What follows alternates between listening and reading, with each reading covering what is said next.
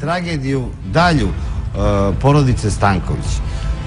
Znači, dok je cijela Srbija se setila Bore Stankovića posle Drugog svjetskog rata i slavila i Koštanu i Sovku i počeli su da se izdaju ti romani, kritičari su Boru Stankovića ponovo uzdigli kao najvećeg srpskog pisca.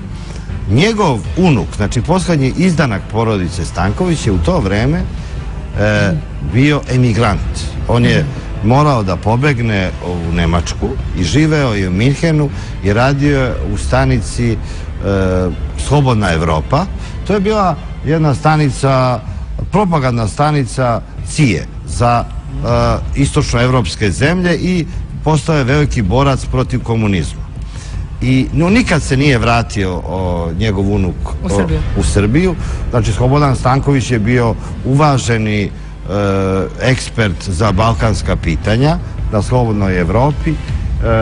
Pisao je u emigrantskom časopisu Iskra i svi članovi te redakcije Iskre, osim Slobodana Stankovića, su pobijeni.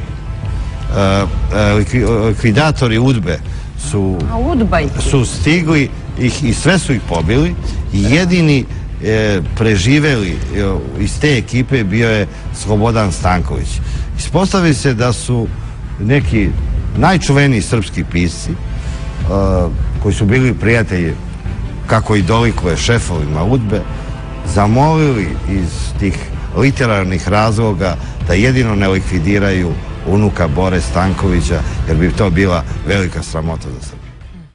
Šta ti misliš, da nas Srbe prezluškuju sve Titu na 100? To. Pa onda su najebali. Najebali, Borazir. A ja? Povatat će me. Kako?